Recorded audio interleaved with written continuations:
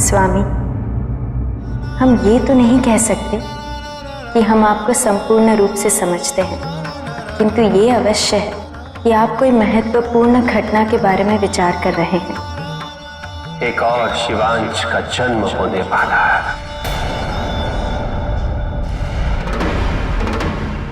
शिवांश? प्रभु, कहीं पुनः जलंधर जैसी संकटपूर्ण स्थिति की बात तो नहीं? किंतु वो सकारात्मक ऊर्जा से परिपूर्ण भी तो हो सकता है देवर्षि। जो भी हो, यदि कुछ महादेव से संबद्ध, तो उसका अंत परिणाम सदैव जगत का कल्याण ही होता है। स्वामी, महादेव किस परिवर्तन की बात कर रहे हैं? और ये शिवांश कौन होगा? प्रतीक्षा कीजिए देवी, शीघ्र ही प्रत्यक्ष हो जाएगा।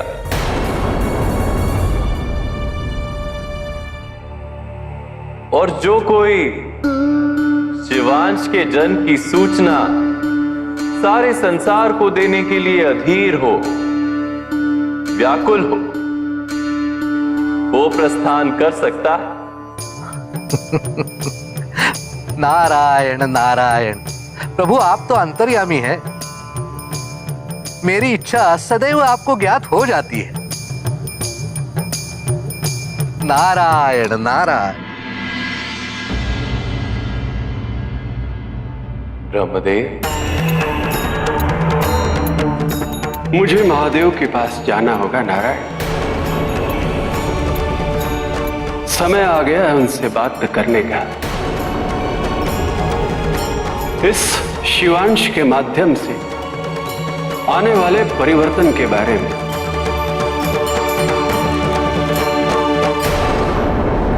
असुरराज अंधक की, असुरराज अंधक की।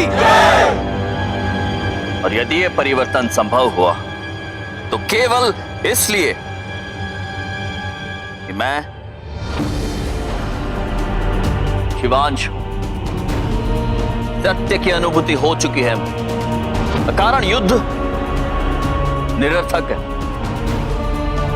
हम असुरों का उद्धार हिंसा और युद्ध में नहीं, केवल महादेव की शरण लेने में है। महादेव की कृपाशीलता अतुलनीय है। मेरे अक्षम्य पाप भी उन्होंने क्षमा किया, दृष्टि दी मुझे सुधरने का अवसर दिया। और ये केवल मेरे साथ ही नहीं, उन्होंने सभी को अवसर दिया है। असुर, मनुष्य, देवता, किसी में कभी कोई अंतर नहीं किया महादेव। उनका व्यवहार कभी भी पक्षपात पूर्ण नहीं रहा। असुरों के प्रति महादेव की सदिच्छा समय साक्षी। उन्होंने हमारे लोक में देवताओं का प्रवेश वर्जित किया। महादेव देवों के देव हैं। मैंने निश्चय किया है कि मैं कुछ समय के लिए कैलाश में जाके वास करूंगा, महादेव की शरण में।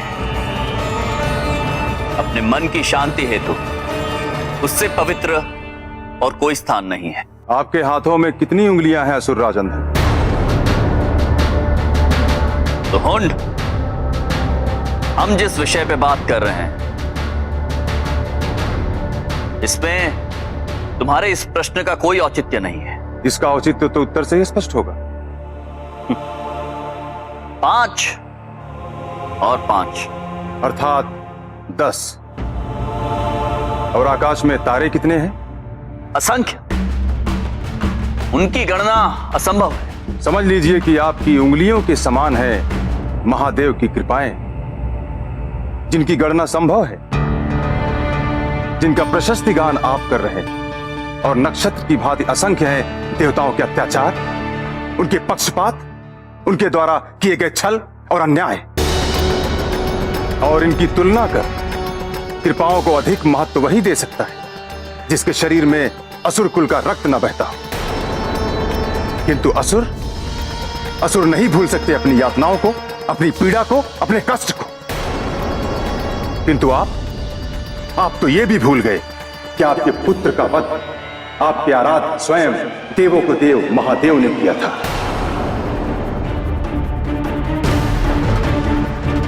तो मैं जब महादेव की कृपा का उल्लेख करता हूं तो मेरा तात्पर्य केवल उस कृपा से होता है असुर जिसके पात्र बने, जो असुरों को उनके कर्मों के आधार पर प्राप्त हुए। किंतु जिन असुरों ने अपने कर्मों से अपनी मृत्यु सुनिश्चित की, उनके वध, उनको मिले दंड पर मुझे कोई शोक नहीं। भले वो मेरा अपना पुत्र क्यों ना हो। तो कहीं तुम भी महादेव को चुनौती देने के बारे में तो नहीं सोच रहे हो? कायर है जो वीरता की परिभाषा नहीं समझते। आप जैसे व्यक्ति असुर राज रहने के योग्य ही नहीं है। शांत!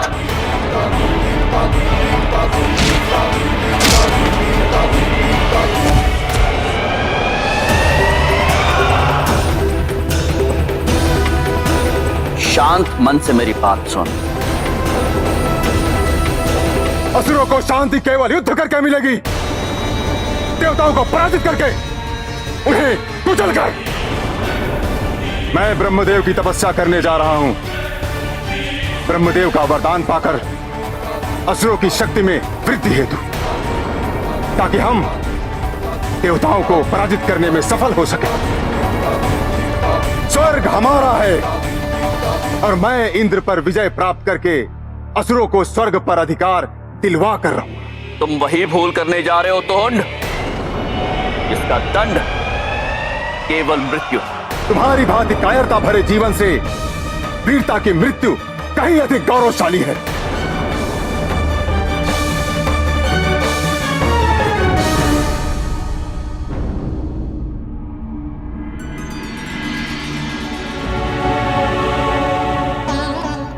कैलाश में आपका स्वागत है ब्रह्मदेव।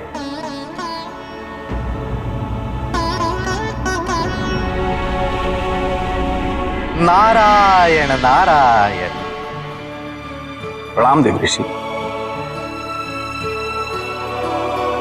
प्रतीत होता है कि अद्याप स्वर्गलोक में समाचार नहीं पहुंचा है।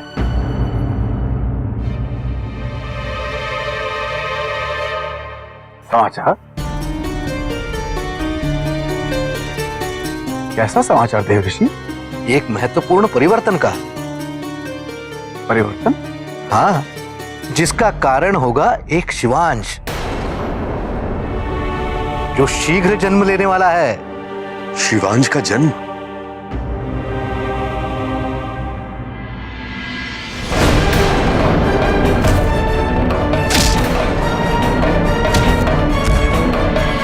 देवराज, क्या हुआ? आपको प्रसन्नता नहीं हुई? नहीं।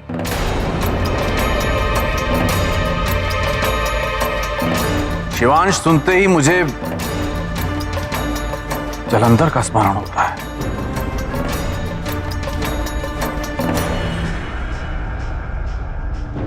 इस शिवांश का भविष्य उसके पालन और पोषण पर निर्भर करेगा। किंतु निरंकुश रहा तो उसकी ऊर्जा किसी भी दिशा में जा सकती है महादेव। जैसे जलंधर नकारात्मकता की ओर आगे बढ़ता ही चला गया, क्या हम पुनः वो परिस्थिति उत्पन्न होने से रोक नहीं सकते महादेव? क्या हम इस शिवांश पे किसी भी प्रकार से नियंत्रण नहीं रख सकते महादेव? यदि इसका नियंत्रण हमारे पास रहा तो हम इस शिवांश की शक्तियों को देवताओं के हित के लिए उपयोग कर सकते हैं। किंतु क्या उससे उपयुक्त यह नहीं होगा कि मैं उस शिवांश को जन्म ही न लेने दूं?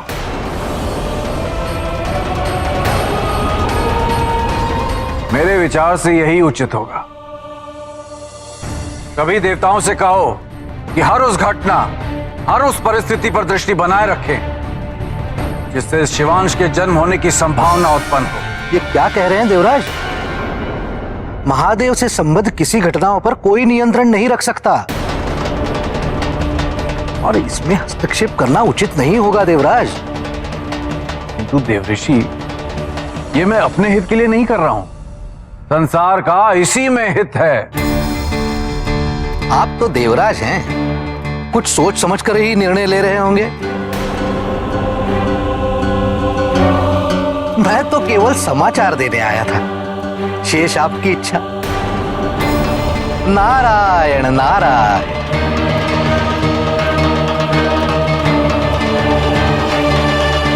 देवराज, आप किस सोच में हैं? देवऋषि नारद ने ठीक कहा, महादेव से संबद्ध घटना में हस्तक्षेप करना उचित नहीं होगा। इसीलिए मुझे उनका ध्यान किसी दूसरी ओर केंद्रित करना होगा, ताकि उस शिवांश का जन्म भी ना हो और मुझ पर दोष भी ना आए। किंतु आप ये कैसे करेंगे देवराज? महादेव के परम भक्त नाट्यचार की सहायता से। इस स्थिति को किसी भी प्रकार अपने नियंत्रण में लेने या उसे किसी भी प्रकार प्रभावित करने का परिणाम क्या होगा, यह आप भली भांति जानते हैं ब्रह्मदेव।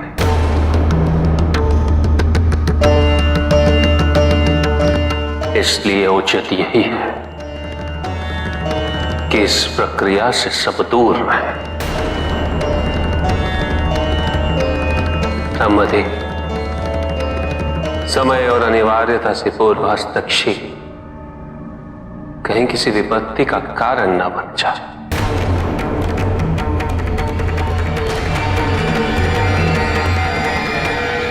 अंधक, तुम अपनी कायरता और महादेव के प्रति अपनी निष्ठा से असुरराज के पद को कलंकित कर रहे हो, अपमानित कर रहे हो। असुरराज का दायित्व है असुरों के गौरव को स्थापित करना, उनके वर्चस्व को स्थापित करना, और अब यह कार्य मैं करूंगा। मैं पुनः स्थापित करूंगा असुरों की प्रतिष्ठा को। ब्रह्मदेव को अपनी तपस्या से प्रसन्न कर मैं मनवांछित वरदान लेकर ही रहूंगा। फिर आए मेरे समक्ष तुम्हारे देव या फिर देवों के देव महादेव।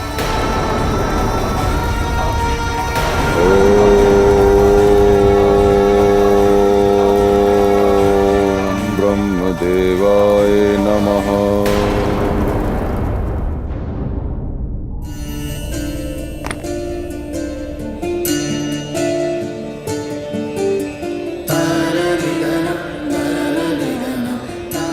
आज से ऐसा चौसर खेलने का विचार कैसे आया है तुम्हें?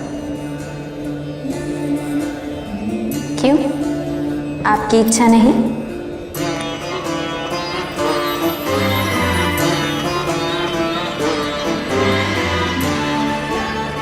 मेरी इच्छा तो केवल तुम्हारे सानिध्य की है पार्वती, चाहे वो जिस कारण भी मिल जाए।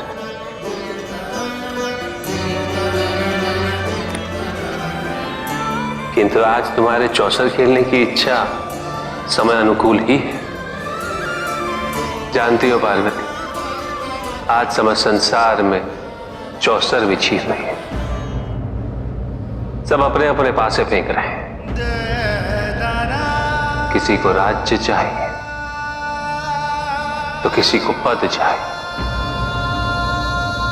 और किसी को स्वार्थ सिद्धि, और कोई तो कर्तव्य निभाने के नाम चौसर बिछा रहा है। हम खेल समाप्त करें?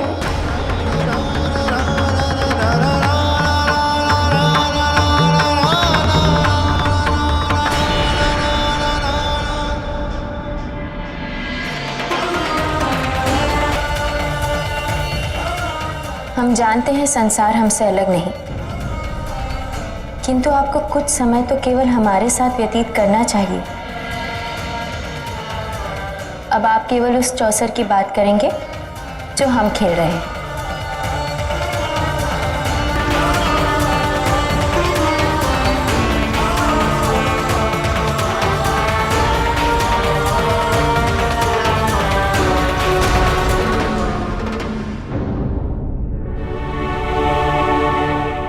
गणेश, भैया, माँ और पिताजी मानसरोवर पर चौसर खेल रहे, क्यों ना हमें वहां चलना चाहिए? युद्ध अभ्यास के समय अभ्यास से अतिरिक्त तुम्हें सब कुछ स्मरण रहता है ना? नहीं भैया, मैं तो केवल चौसर देखने की बात कर रहा था। ये लो, अपना शस्त्र पकड़ो और मेरे साथ युद्ध क्षेत्र में चलो। कल ही तो अभ्यास किया था भैया। अभ्यास तो प्रतिदिन करते रहना पड़ता है गणेश, और नियमित रूप से करने पर ही उसका फल प्राप्त होता है। यदि अभ्यास छूटा तो समझ लो कला भी छूटी। तो अब ये आलस्य छोड़ो और मेरे साथ चलो। तो आपकी इच्छा नहीं कि मैं माँ और पिताजी को चौसर खेलते देखूं? आओ। गणेश, कार्तिकेय, चलिए चलिए। आदि का पिता प्रतिशोध लेने हेतु कैलाश की ओर बढ़ा चला आ रहा है। अंधक,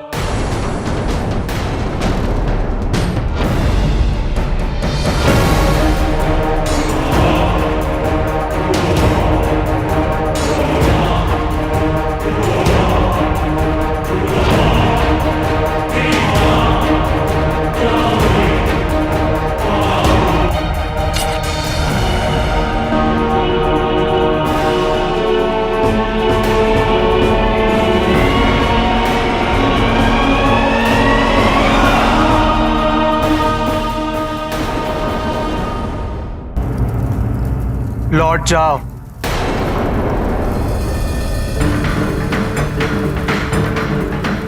ये पवित्र भूमि है अंधक। यहाँ की सीमा और मर्यादा का उल्लंघन करने वाला जीवित नहीं लौटता। स्मरण है, इसीलिए मेरे पुत्र आड़ी का अंत हुआ था। हमारा भी यही अनुमान था कि तुम यहां अपने पुत्र के मृत्यु के प्रतिशोध हेतु ही आए।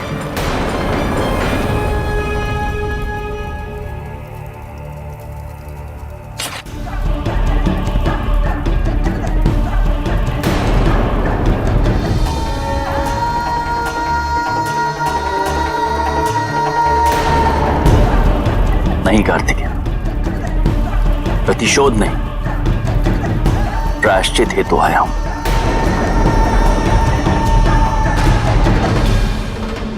युद्ध करने नहीं, महादेव की शरण में रहने के लिए आया हूं। और तुम सोचते हो कि हम तुम्हारी इन बातों पर विश्वास कर लेंगे? बस बहुत हुआ अंधक। आओ, युद्ध करो मेरे साथ। युद्ध करना होता तो क्या निशस्त्र आता?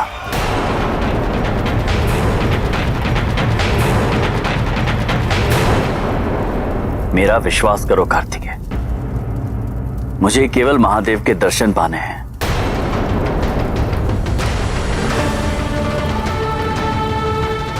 अपने पुत्र के दुष्कृत्यों के लिए क्षमा मांगनी है।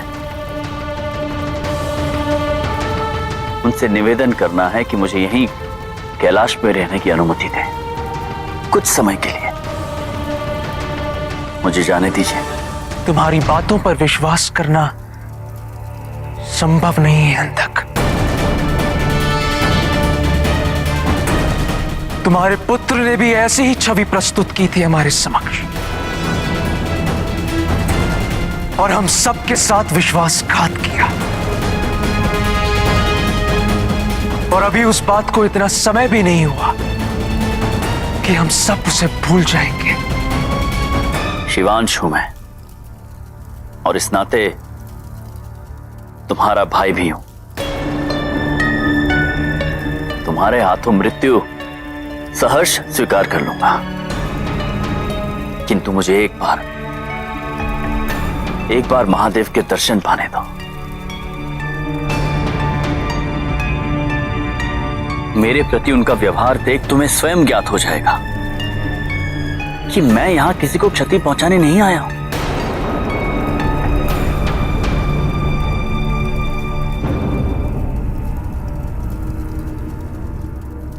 उचित है, हमें अंधक को पिताजी के पास लेकर चलना चाहिए। पिताजी जो भी निर्णय ले।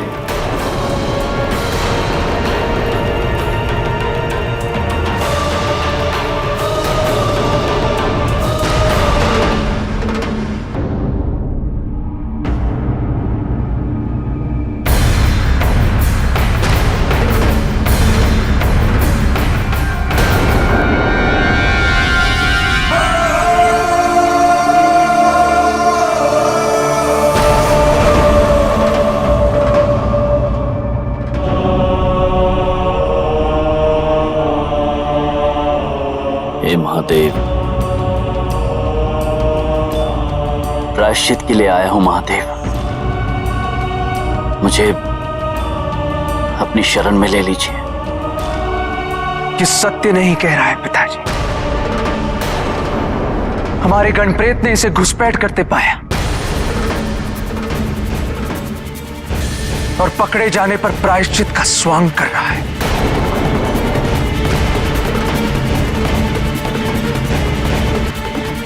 मेरे अनुसार इसका उद्देश्य अपने पुत्र के मृत्यु का प्रतिशोध ही है। इसीलिए हम इसे आपके समक्ष ले आए हैं। इसका निर्णय आप और मां दोनों करें।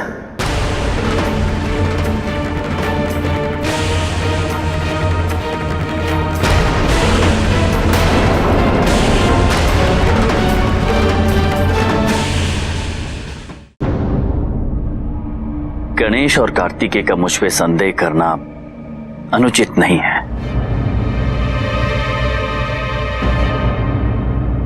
मेरे और मेरे पुत्र के कर्मों का दोष है ये। मैं उसी की क्षमा हेतु आपके शरण में आया हूं। मुझ में शिवांश है। यदि मुझ में परिवर्तित होने की योग्यता ना होती तो महादेव मुझे अवसर क्यों देते? क्यों मेरी दृष्टि लौटाते? मेरे ज्ञान चक्षु क्यों खोलते? मैं शांति का मार्ग अपना चुका हूं। मैंने सभी असुरों से भी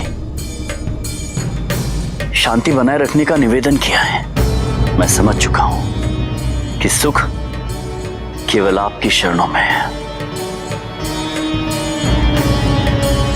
कुछ दिन कैलाश में आपके सानिध्य का आशीर्वाद चाहता हूं। इसके अतिरिक्त अब कोई इच्छा शेष नहीं है। मन और आत्मा की शुद्धि चाहता हूं। बस अंधक, यदि मां और पिताजी को अपनी स्वीकृति देनी होती तो वो अब तक दे चुके होते। अब यह स्पष्ट है कि तुम्हारे लिए कैलाश में कोई स्थान नहीं है। प्रस्थान करो।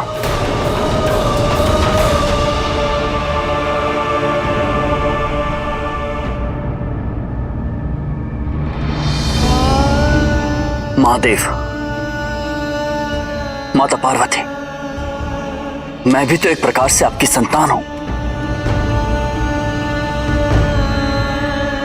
फिर निष्पक्ष महादेव और मां पार्वती द्वारा मेरे साथ ये पक्षपात क्यों?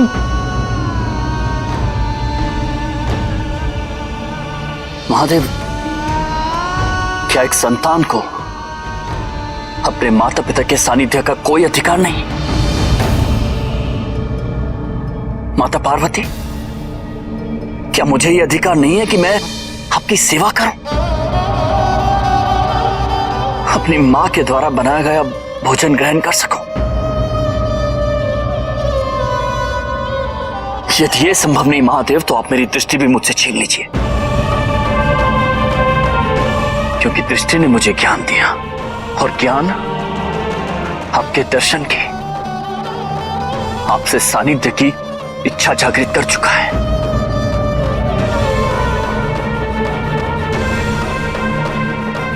छीन लीजिए जीवन मुझसे महादेव, छीन लीजिए जीवन मुझसे।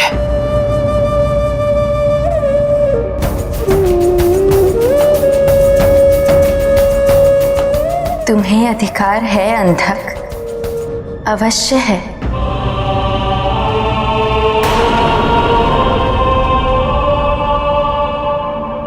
शरणागत को शरण न देना अधर्म है।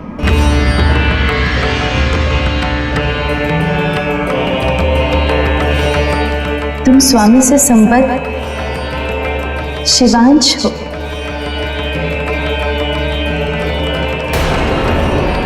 तुम कैलाश में रह सकते हो, हमें कोई आपत्ति नहीं।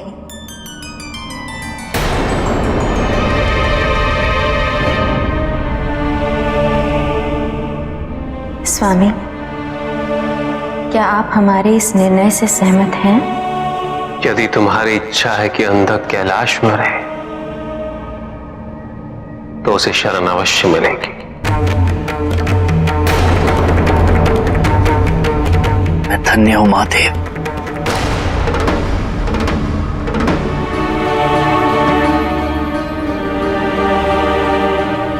जाओ गणेश कार्तिकेय,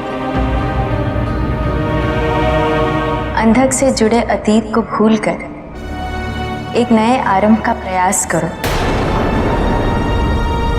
और कैलाश में अंधक के रहने की व्यवस्था करो। ये हमारी इच्छा है।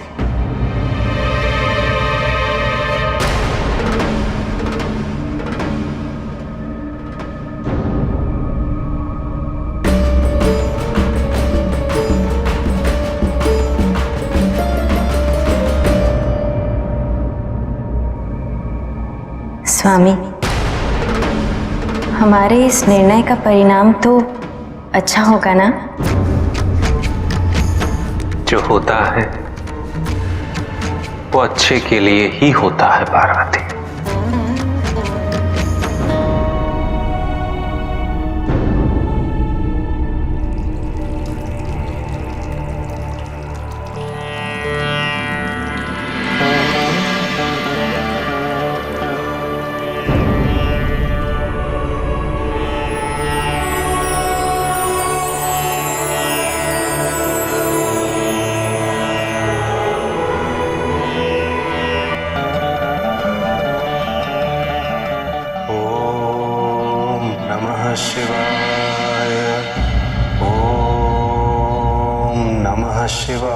नाट्याचार्य अंगिरायन। देवराज इंद्र,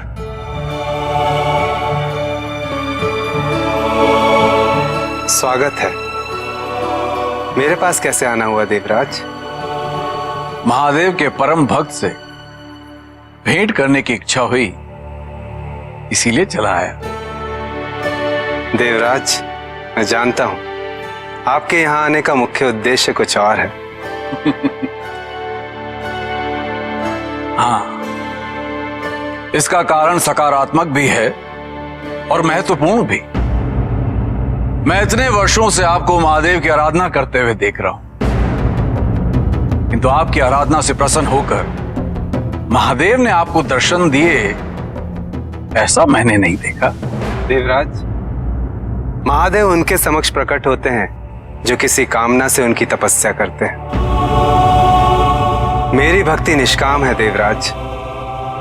मेरे तो हृदय में महादेव का वास है। निष्काम भक्ति का अपना ही महत्व है नाट्याचार्य, किंतु समाज कल्याण हेतु महादेव से कुछ मांगने की आवश्यकता पड़ी तो? किंतु संसार के कल्याण हेतु जो भी आवश्यक है महादेव उसे पहले ही दे चुके हैं। फिर भी हो सकता है कि कुछ ऐसा हो जो महादेव ने अब तक संसार को ना दिया हो। यदि ऐसा है तो संसार के कल्याण हेतु महादेव से उसे मांगने में मैं पीछे नहीं हटूंगा।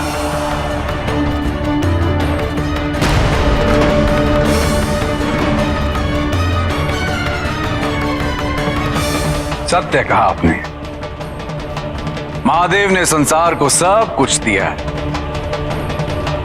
तांडव नृत्य अभी तक महादेव के परिवार के पास ही है, और आप तो नाट्य चाह रहे हैं। नाट्य की सभी विद्याएं हैं आपके पास, एक तांडव के अतिरिक्त। यदि आप महादेव से तांडव सीख लेते हैं तो इस संसार में भी इस कला का प्रचार हो पाएगा। निर्णय आपको ही लेना है। नहीं, विचार तो उत्तम है। इससे मुझे महादेव की कला का प्रचार करने का भी अवसर मिलेगा। किंतु क्या महादेव का तांडव नृत्य प्रलयकारी नहीं है? नृत्य के रूप में कदापि नहीं। और जैसे जैसे इस कला का प्रचार मनुष्यों में होगा, वैसे वैसे मनुष्यों को अवसर मिलेगा महादेव के समीप आने का। तो मैं शीघ्र अतिशीघ्र महादेव से अपनी इच्छा प्रकट करूंगा, किंतु उससे पूर्व मुझे महादेव की तपस्या करनी होगी। उस शिवांश का जन्म रोकने हेतु बस यही एकमात्र विकल्प है।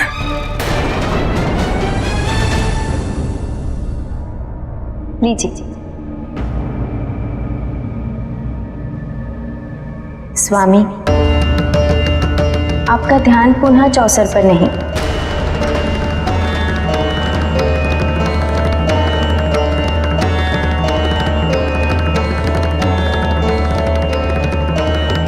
चौसर पर ही तो ध्यान है पार्वती। एक ऐसा खेल जिसमें व्यक्ति ये सोचता है कि वो पासे को नियंत्रित कर रहा है, किंतु वो ये नहीं समझ पाता है कि वास्तव में वो पासे को नहीं, अभी तो पासा उसे खेल रहा है।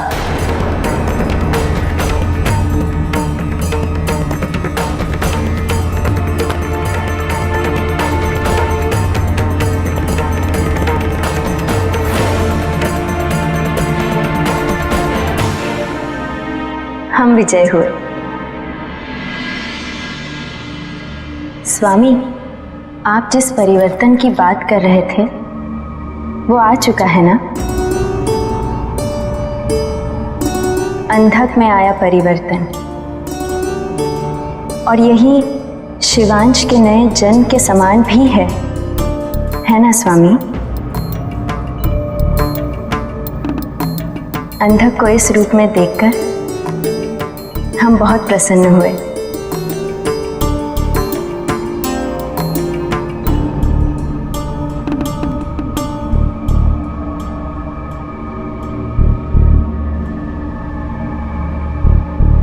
देखना यह है पार्वती कि अंधक इस नई दिशा में कितनी दूर तक चल पाता है।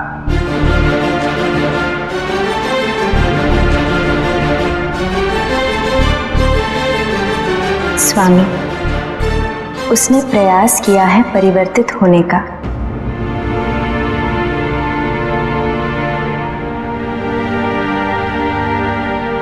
अब यदि वो भ्रमित होता है या उससे कोई भूल हो जाती है तो हम उसे मार्गदर्शन अवश्य देंगे। वो हमारी शरण में आया है, उसके उद्धार के प्रति हम उत्तरदायी हैं।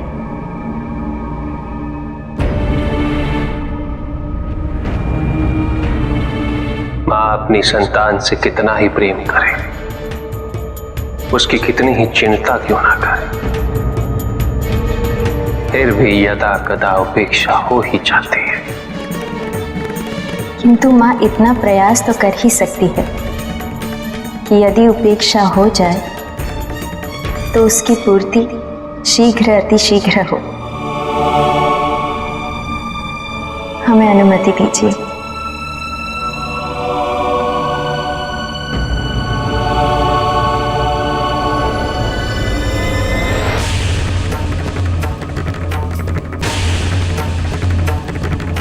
अंधक में आए परिवर्तन को तुम उस शिवांश के जन्म से जोड़कर देख रही हो पार्वती, किंतु शिवांश का जन्म होगा जो अपने साथ नए परिवर्तन, नई संभावनाएं लेकर आएगा।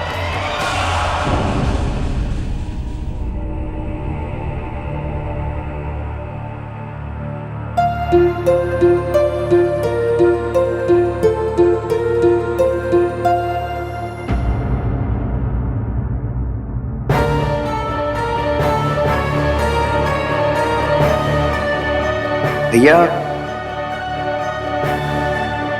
भैया सफी गणप्रीत अंधक की सहायता कर रहे हैं। अंधक?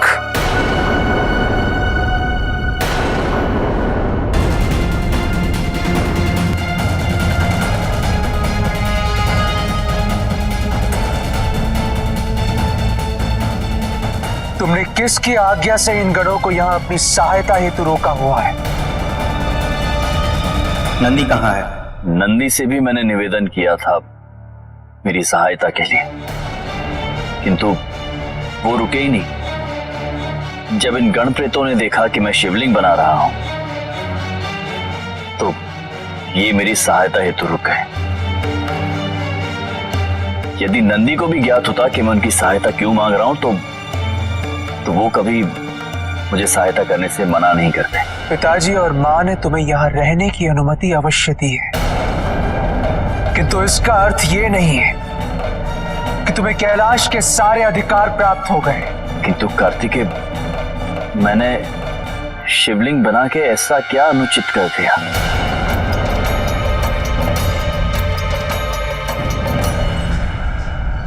प्रणाम माता।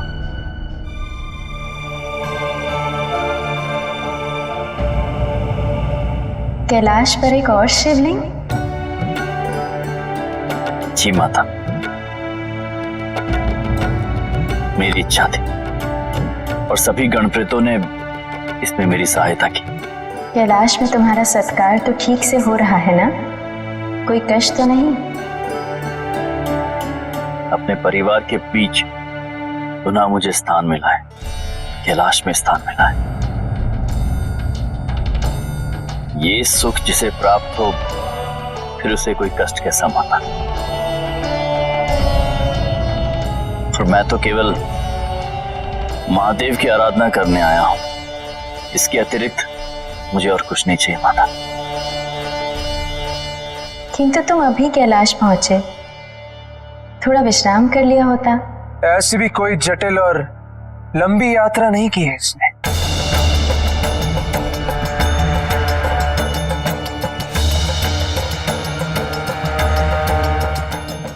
हम तुम सबके लिए भोजन का प्रबंध करते हैं। गणेश, कार्तिकेय, आओ हमारी सहायता करो।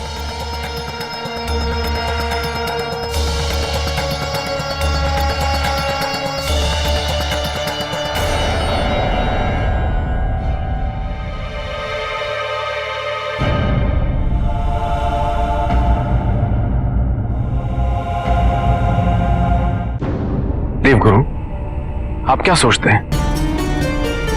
मेरा उद्देश्य महादेव के कार्य में बाधा उत्पन्न करना है? नहीं, मैं तो केवल इस सृष्टि की रक्षा करना चाहता हूं। इस संसार में सुख, शांति, समृद्धि बनाए रखना चाहता हूं। इसे हस्तक्षेप कह के महादेव के प्रति मेरी निष्ठा, मेरी श्रद्धा पर संदेह न कीजिए। नहीं देवराज, मैं आपकी श्रद्धा या निष्ठा पर प्रश्न नहीं उठा रहा। मैं तो मात्र आपको सचेत कर रहा हूं कि शिव कार्य में हस्तक्षेप एक त्रुटि है। किंतु ये हस्तक्षेप, आप स्वयं बताइए, क्या पूर्व में शिवांश के कारण सारी सृष्टि को कष्ट नहीं भोगना पड़ा है? मैं तो केवल एक नए शिवांश को जन्म लेने से रोक रहा हूं, जिसकी संसार को कोई आवश्यकता नहीं।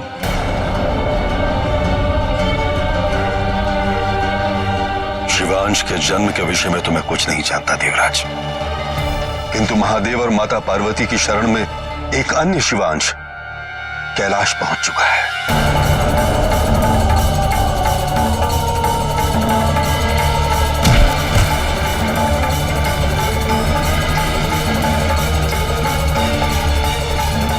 अंधक,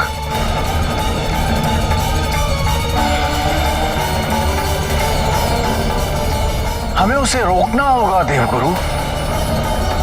इससे पहले वो कोई महादेव से वरदान प्राप्त कर ले और सशक्त हो जाए। उसे महादेव ने कैलाश में आने ही क्यों दिए? देवराज, अंधक का हृदय परिवर्तन हो चुका है और इस समय वो शांति की खोज में। मुझे उस पर तनिक भी विश्वास नहीं है।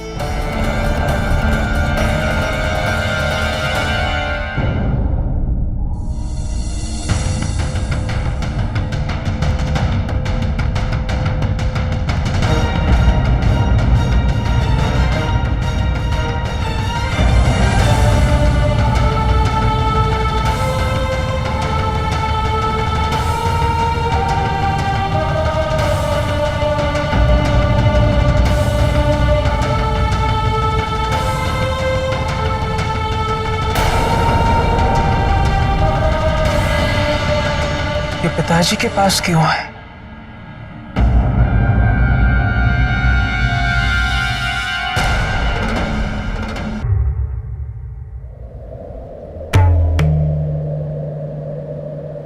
ओम नमः शिवाय, ओम नमः शिवाय, ओम नमः शिवाय, ओम नमः शिवाय।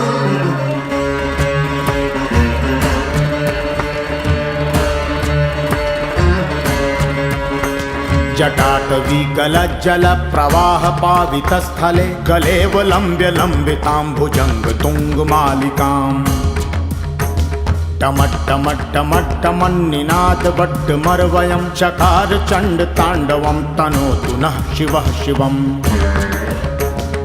ओम नमः शिवाय, ओम नमः शिवाय। जटाकटाह संभ्रम भ्रमन्निलम्पि नरझरी विलोल बीच वल्लरी विराजमान मूर्धनि। धग धग धग ज्वल ललाट पट्ट पावके किशोर चंद्रशेखरे रति प्रतिक्षणं मम।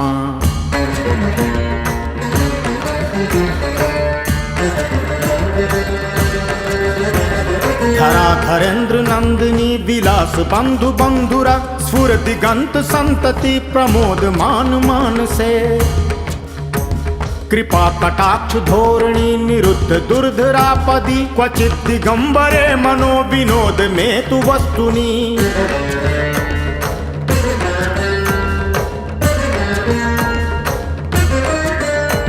लता भुजंग पिंगल स्फुरत फणामणि प्रभा कदम्ब कुंकुमद्रवा प्रलिप्त दिग्वधूमुखे।